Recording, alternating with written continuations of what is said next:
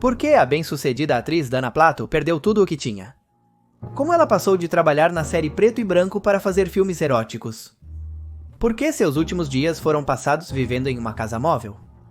Vamos falar sobre isso nesse relatório? Sobre isso e muitas outras coisas. Dana Plato foi uma atriz que alcançou a fama graças ao seu papel de Kimberly Drummond na bem-sucedida série Diff'rent Strokes, conhecida em alguns países da América Latina como Branco e Preto. Se não souber de qual série falo, darei uma dica que talvez desbloqueie alguma memória. Do que você está falando, Willy? A série da rede National Broadcasting Company tinha muito marcada a queda social que queria mostrar nos lares americanos. Em seus capítulos, lutava-se com sutileza contra o ódio racial que ainda se sentia no ar dessa nação. Foi por esse motivo que marcou um antes e um depois nos telespectadores, mas também nos membros do elenco, entre eles, Dana Plato. Enquanto trabalhou em preto e branco, desfrutou de um estrelato fugaz, tornando-se uma das adolescentes mais famosas da década de 80. Chegou ao pico do reconhecimento como uma estrela infantil, mas logo descobriu que esse mundo de aplausos e elogios tinha mais armadilhas do que pensava. Seus últimos dias tentou limpar sua imagem em um programa de rádio, mas tudo saiu do controle e acabou sendo apontada por uma multidão que já não a queria como em seus anos de ouro. Entre tanto desprezo, ela sabia que não podia com essa vida. Custou-lhe tanto vivê-la que só chegou até 8 de maio de 1999. O dia em que Dana Plato morreu?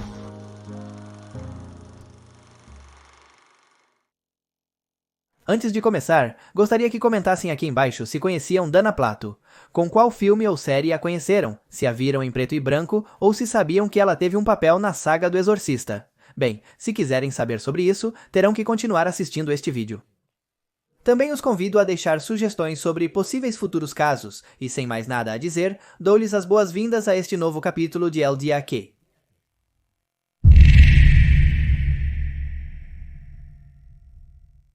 No 8 de maio de 1999, Dana Plato e seu parceiro Robert Menchaca viajaram em sua casa móvel para Los Angeles. Queriam celebrar o Dia das Mães dos Estados Unidos da América na casa onde Menchaca cresceu. Chegaram a Moore, em Oklahoma, e passaram parte da manhã em família e almoçaram compartilhando várias histórias da infância de Robert. Depois de comer, Dana pediu desculpas e pediu permissão para ir se deitar, alegando que não estava se sentindo bem. Sua sogra tentou fazê-la deitar em um dos quartos de sua casa, mas a atriz queria ir para sua própria cama. O mal-estar que ela sentia tinha pouco a ver com o almoço. Ela tinha um plano que justamente seria o último que ela iria realizar. Enquanto Robert e sua mãe desfrutavam de um chá, Dana, escondida na casa móvel, retirava os sedativos de 7 comprimidos. Em minutos, ela havia ingerido todos. Seu fluxo sanguíneo foi lentamente envenenado com Carisoprodol. Exames de sangue posteriores revelaram a presença de Valium e outras drogas em seu organismo. O que inicialmente parecia um acidente depois se transformou em algo mais sombrio. Os problemas se sucederam, cumprindo com uma estranha maldição que parecia que Dana estava carregando há muitos anos. Mas não nos adiantemos para conhecer sobre essa maldição, é melhor que comecemos pelo começo.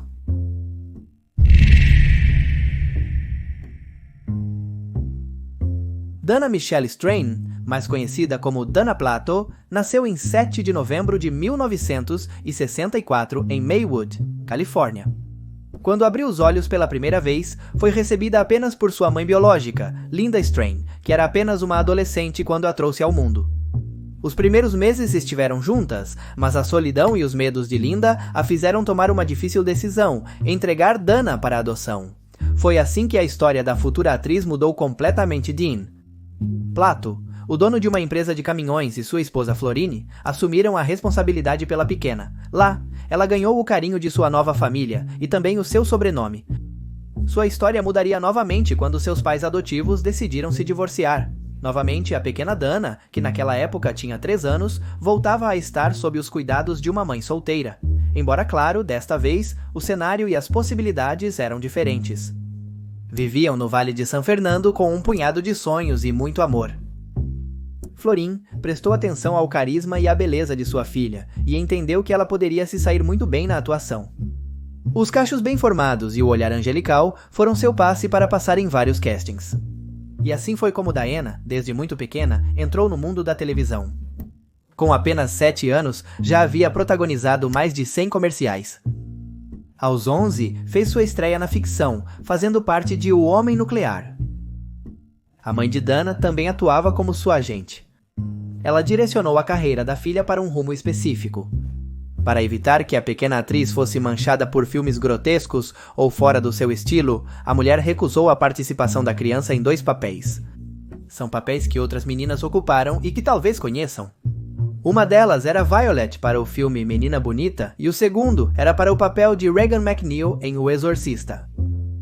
Aqueles que conhecem a história deste último filme provavelmente sabem que a atriz que interpretou Regan também seria vítima de uma história trágica.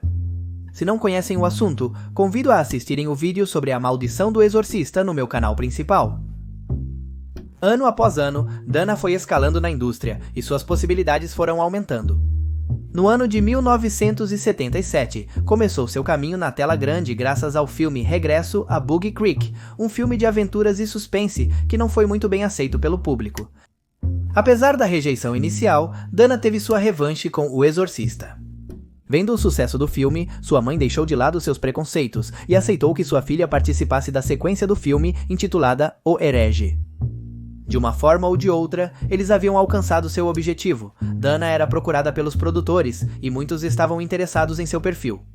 Em poucas palavras, a pequena tinha um futuro brilhante pela frente. Um futuro brilhante que logo seria ofuscado pela sombra dos vícios.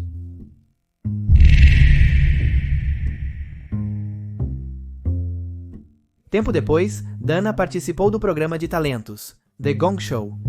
Lá, outra porta se abriu quando um dos produtores a viu e a recomendou para uma série que a rede National Broadcasting Company estava preparando. Justamente essa série era Diff'rent Strokes, conhecida na América Latina como Branco e Preto. Nessa ficção, Dana interpretaria Kimberly Drummond, a filha de um milionário que havia adotado os filhos de sua falecida empregada Chaves. Assim, mudava seu destino e o dos telespectadores para sempre. Junto à atriz trabalhavam os atores Coleman e Bridge, mais conhecidos por seus papéis de Arnold e Willis. Naquela época, Dana tinha apenas 14 anos e um vício emergente em álcool, cocaína e maconha. Para a segunda temporada da série, aos seus 15 anos, costumava aparecer para trabalhar alcoolizada e os produtores não sabiam como ajudá-la. Embora atrás das câmeras demonstrasse várias falhas, quando a luz vermelha se acendia, ela encantava o público. Seu papel em Branco e Preto foi ganhando importância crescente. Seu rosto delicado, acompanhado por seu sorriso característico, pouco a pouco se transformou em sua marca registrada.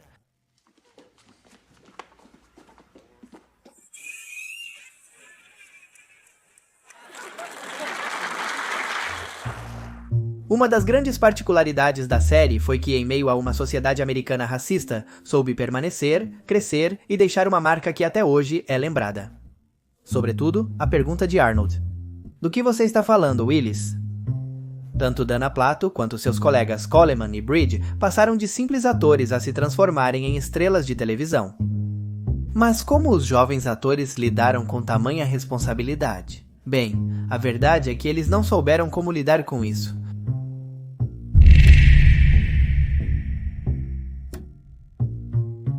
Branco e Preto era um sinônimo de boa convivência apesar das diferenças. A série triunfou principalmente porque os segredos do set ficaram ocultos. Se a família tivesse descoberto o que acontecia atrás das câmeras, a audiência não teria sido a mesma.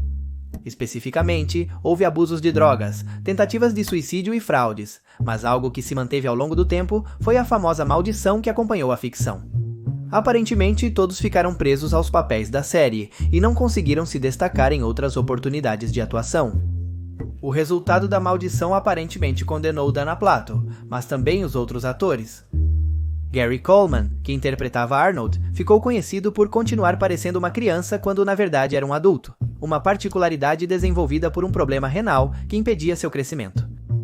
O pequeno grande ator faleceu aos 42 anos. Todd Bridges, que interpretava Willis, teve que passar por um inferno por causa de um gerente pedófilo. Com base nessas experiências, teve problemas com álcool e drogas. Quando a porta da atuação se fechou para ele, a porta da prisão se abriu. Aparentemente, as desgraças levaram todos do elenco para seus piores destinos, e Dana Plato e sua família não seriam exceção à maldição.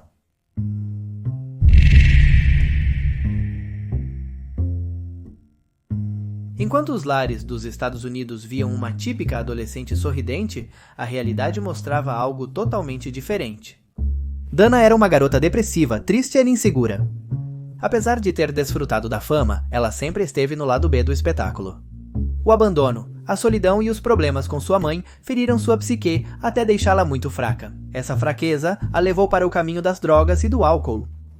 Para que tenham uma ideia, aos seus 14 anos, ela teve sua primeira overdose com Valium.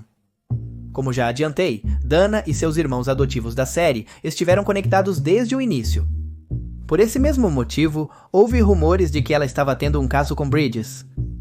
O que parecia ser apenas um rumor, acabou sendo verdade. Embora eles preferissem manter em segredo, Bridges confirmou em sua autobiografia intitulada Matando a Willis, o que ele disse foi algo assim: Dana e eu éramos muito próximos. Tudo o que fazíamos juntos tinha algo de inocente. Éramos dois bons amigos ansiosos por ter experiências loucas. Dana podia ter dias de festas mais extremas, mas tudo ficou mais escuro para nós dois quando o programa terminou. Ao escrever isso, Bridges realmente não estava exagerando. Tempos sombrios estavam se aproximando.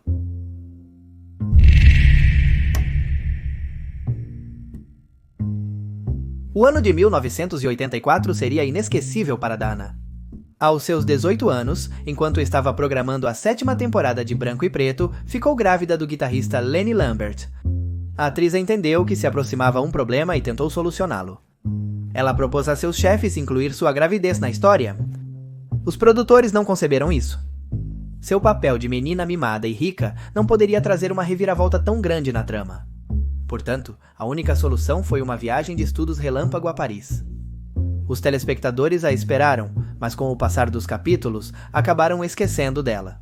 Conrad Laban, que interpretava o pai da família, falou com ela antes de ela sair.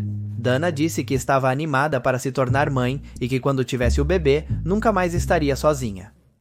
Era muito triste que ela, com esse pensamento, chegasse ao fundo do poço da depressão e até acabasse arrastando seu filho com ela. No ano em que engravidou, ela se casou com Lenny Lambert. Em 1984 nasceu seu filho Tyler. Nos primeiros meses, ela curtiu a maternidade, mas com o tempo sentiu que precisava retornar à ativa. Ao sair em busca de novos papéis, ela descobriu que ninguém queria trabalhar com ela. E assim foi, que apenas 4 anos após ter dito sim, ela se separou de Lambert e perdeu a custódia de seu filho por causa de suas adicções. Enquanto tentava se recuperar, a morte de sua mãe se somou como mais uma ferida. Seu trabalho e seu reconhecimento já não existiam mais, sua maternidade era uma constante luta pessoal e sua família continuava desaparecendo.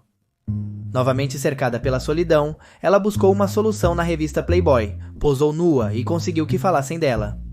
Ao mesmo tempo, aceitou alguns papéis secundários em filmes de baixo orçamento, como O Principal Suspeito e Blade Boxer. No entanto, ainda tinha vários problemas para enfrentar.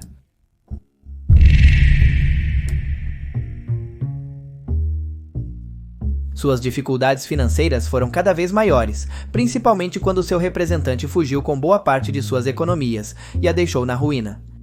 Sem mais nada a perder, Dana viajou para Las Vegas em busca de novas oportunidades e acabou trabalhando em uma lavanderia. O salário era muito baixo e as dívidas muito altas, mas o que mais a comprometia eram suas dependências. Dana voltou às capas dos jornais inesperadamente. Em 1991, ela foi presa por assaltar uma videolocadora com uma arma de pressão. O mais triste foi que ela só levou $164. O funcionário da loja a reconheceu imediatamente. Ao ligar para o 911, ele disse que acabou de ser roubado pela atriz que interpretou Kimberly em Preto e Branco. Dana foi presa imediatamente. A notícia chocou a opinião pública e as pessoas que a conheciam anteriormente. E foi assim que Wayne Newton, um animador de Las Vegas, pagou uma fiança de $13 mil e conseguiu devolver a liberdade dela, embora fosse condicional.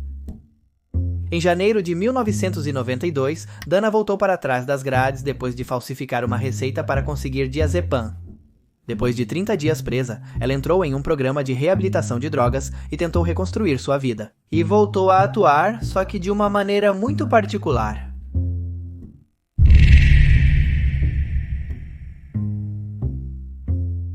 Um fato muito interessante sobre Dana Plato é que ela foi uma das primeiras atrizes a estrelar um videogame.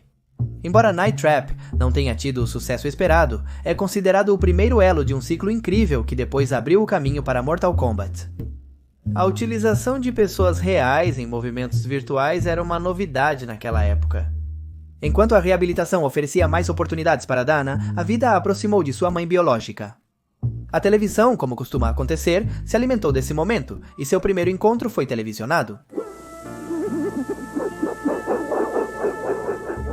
O relacionamento continuou por um tempo, e depois de assimilar seu passado, a atriz disse que foi um tempo maravilhoso, mas breve. Dana trabalhou em quase todos os formatos: séries, TV, cinema, videogames e revistas. Era alguém que não tinha problemas com o trabalho. Foi por isso que ela não recusou a oportunidade de fazer filmes para adultos.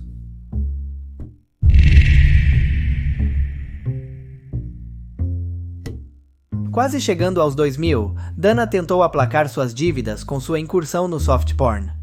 Embora já tivesse trabalhado em Complaining Evidence, depois apareceu nua em Prime Suspect, mas seu papel mais jogado foi em Different Stroke, The Story of Jack and Jill, no qual interpretou uma lésbica. Tentando encontrar novamente seu norte, foi que encontrou seu fim.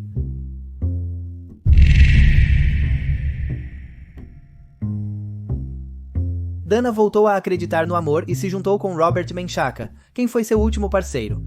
Robert ofereceu a ela uma vida mais simples e ela aceitou. Viveu seus últimos dias com tranquilidade e simplicidade.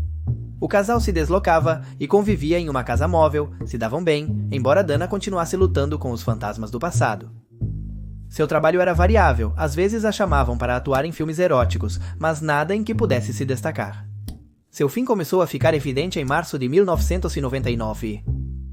Uma ex-colega de quarto chamada Jennifer Wegby falou na mídia sobre Dana, e não exatamente com boas intenções. Segundo ela, a atriz roubou dinheiro para comprar cocaína. Também contou que, quando não estava vivendo entre pratos sujos, estava mendigando em Hollywood. Quando Dana descobriu, apareceu no programa de rádio de Howard Stern para se defender.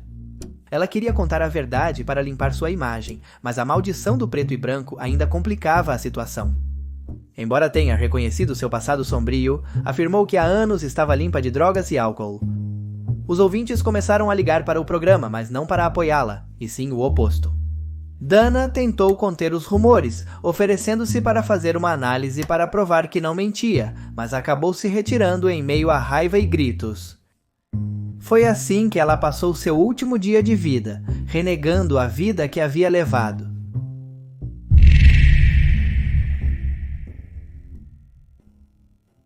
No dia seguinte, Dana e seu parceiro viajaram para Los Angeles. Como era um dia festivo pelo Dia das Mães, eles foram até Moore, em Oklahoma, para cumprimentar a mãe de Robert. Durante a reunião, Dana se retirou para deitar na cama de sua casa móvel. E é assim que nossa história volta ao início. Em minutos ela estava morta. A autópsia revelou que ela havia ingerido calmantes e um relaxante muscular muito forte. Seu parceiro, Robert Menchaca, disse à polícia que Dana não estava se sentindo bem e tomou Lortab e Valium antes de adormecer. Sua morte foi inicialmente tratada como um acidente, mas acabou sendo declarada como um suicídio. Diante desse final, todos apontaram contra Stern e seu programa de rádio, mas ele negou que a entrevista tivesse contribuído para a morte da atriz. Os testes de laboratório revelaram concentrações letais dos poderosos medicamentos Carisprolol e hidrocodona acetaminofeno em sua corrente sanguínea. O corpo de Dana Plato foi incinerado dias depois, mas sua história não iria terminar ali. Em uma de suas últimas entrevistas, Dana disse em tom de brincadeira: posou nua para a Playboy. Gary está processando seus pais. Todd foi preso. Esse Drummond foi um péssimo pai, fazendo alusão aos personagens da série. A morte da atriz não impactou apenas a indústria do entretenimento, mas também a sua família. 7 anos depois, voltou-se a falar dela quando seu filho, Tyler Lambert, acusou Robert Menchaca de contribuir para a morte de sua mãe por não ter lhe dado assistência médica imediatamente. Segundo Tyler, o último parceiro de Dana havia cometido abandono de pessoa. Tyler nunca conseguiu superar a morte prematura de sua mãe e seguiu seus passos, como se a maldição tivesse passado de geração. Em 2010, com apenas 25 anos, ele se suicidou com um tiro na cabeça. Curiosamente, ele escolheu tirar a própria vida 2 dias antes do aniversário de morte de sua mãe. E até aqui, o vídeo de hoje. Espero que tenham se interessado pela história de Dana Plato, uma história realmente muito triste, como várias das histórias que conhecemos neste canal sobre famosos artistas de Hollywood. Quero que me contem aqui embaixo se a conheciam, como a conheceram e se tem algo mais para contribuir sobre este caso em particular. Também os convido a deixar sugestões para possíveis futuros vídeos neste canal e sem mais nada para dizer, me despeço. Meu nome é Magnum Efisto e isso foi O Dia Que...